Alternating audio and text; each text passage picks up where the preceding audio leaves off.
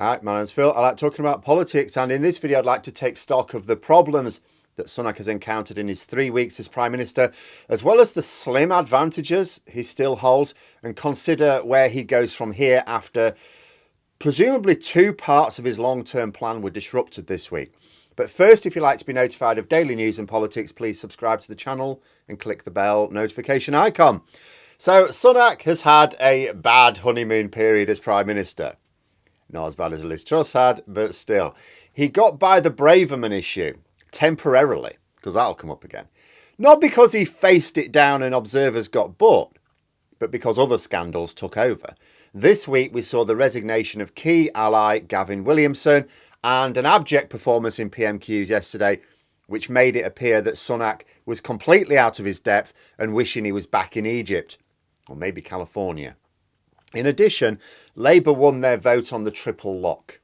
Now consider that Sunak will have a long-term plan for the rest of this parliament. Of course he will. He's been working on this since probably 2 years ago, but certainly in terms of smelling that his chance was near for the whole of this year. Of course he'll have a long-term plan, just as Keir Starmer had when he became Labour leader. Now, it doesn't always mean that it will be a good one, and even if it is, it doesn't mean every aspect of it is good, but there's a long-term plan nonetheless.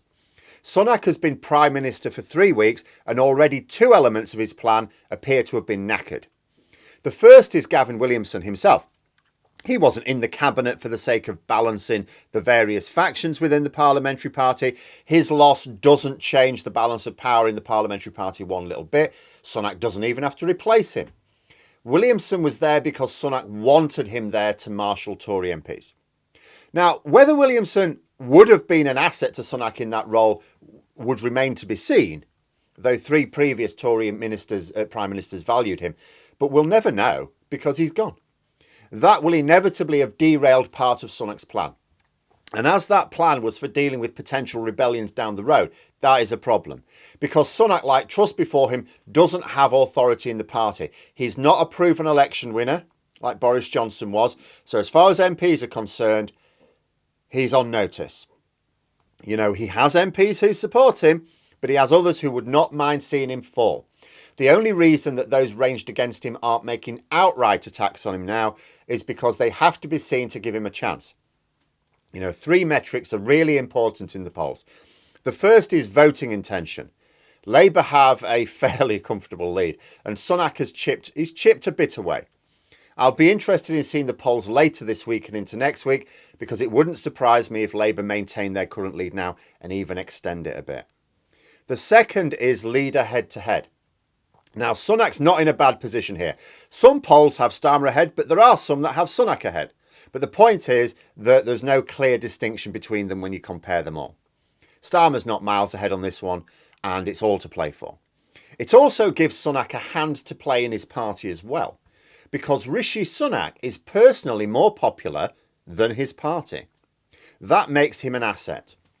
But if yesterday's PMQs is anything to go by, you can't imagine Sunak maintaining this bonus if he doesn't sort himself out. He has time to improve.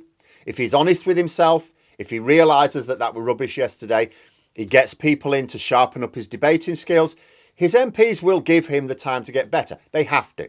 They can't just get rid of another leader now. There'd be no way of doing that without a general election. Politically. Legally, of course, they can have a new leader every month if they want. But politically, it doesn't seem feasible. And the third metric is economic competence. Sunak is very likely to tank the economy next year as he takes us into recession. But as Labour will undoubtedly point out how the austerity and tax rises on the poor could easily be avoided, he's likely to suffer on the economic competence metric. We saw a taste of it with Starmer rattling off some alternatives in PMQs yesterday. Rachel Reeves, the Shadow Chancellor, will no doubt make the case at length next Thursday after Hunt's budget statement. Now, if all 3 of these metrics look bad at any time next year, and it looks like that bad spot is going to be sustained, it's not a little blip, Sunak will then face the wolves. He needed Williamson to deal with them. Now he's gone. Like I say, we don't know if Williamson would have been able to deal with them, but we do know that this was Sunak's plan. That plan is now shot. Then the second plan seems to have been disrupted, though this is more speculative. It's the budget statement. we were getting the strong impression that Sunak intended to sacrifice the pension triple lock. On Tuesday, Labour presented a debate and vote on maintaining the triple lock. Tricky for the Tories. In the end, they basically all abstained, which means the motion easily passed. That being said, a vote still took place, so it's on record now. It's not legally binding on the Chancellor, Jeremy Hunt, but if Hunt doesn't protect the triple lock in his budget, he will be going against the formal wishes of Parliament, to say nothing of breaking an important manifesto promise to the Tories' most important voting demographic. In fact, in the last couple of days, we've been hearing reports of a possible increase in the top rate of tax. This would be hilarious. In September, the last Tory Chancellor, Kwasi Kwarteng, do you remember him? Well, he wanted to abolish the top rate of tax altogether.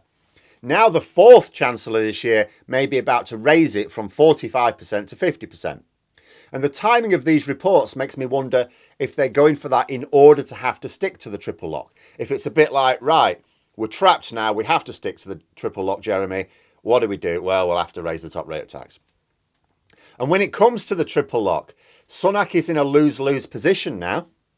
If the budget statement doesn't protect it, which would be remarkable at this point, he will be breaking a manifesto commitment, going against the express wishes of Parliament, and pissing off vital voters. That does not seem sensible at this junction. But if he does protect it, so let's say he comes out, or Hunt comes out and says, yes, we're going to protect this, of course we are, it's a manifesto promise.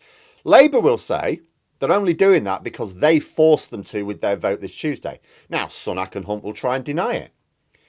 But then Labour could ask them, so why didn't you deny the rumours when they were circulating in the media? When the media were all talking about removing the triple lock, why didn't you come out and go, no, it's a manifesto commitment, we're going to stick by it? Mind you, not raising income tax as a manifesto commitment as well. If they raise the top rate of tax, that's broken, but that's one I don't mind. Labour can also ask him why he told his MPs not to vote in favour of the Labour motion. Because just one Conservative MP voted for it to commit to the triple lock, just one. But there were plenty of them in the House. It's not that they'd all gone away, because they all trooped up to defeat the other Labour motion to reveal the advice Sunak had been given on appointing Suella Braverman to the Home Office 6 days after she had to resign because of her threat to national security. So they were told not to vote with Labour. They didn't just all randomly decide they couldn't be bothered. And just one of them told the Tory whips to do one. Every other party was represented on voting in favour. Every other one. So it's highly likely that Sunak and Hunt's budget plans were also disrupted this week. And this was after just 3 weeks of a Sunak government. 3 weeks where nothing major's happened. There's no big crisis for him to deal with.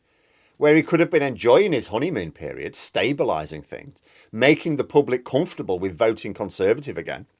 Basically being the boring but reliable safe pair of hands Prime Minister. But the problem for him is we got the boring without the safe pair of hands because his government is as chaotic as that of his predecessors.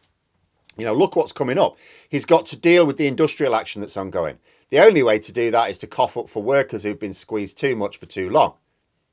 You know, he needs to somehow wriggle out of responsibility for another NHS winter crisis. He needs to hope we have a mild winter to avoid blackouts. And even if he gets through all that, there's no escaping the recession.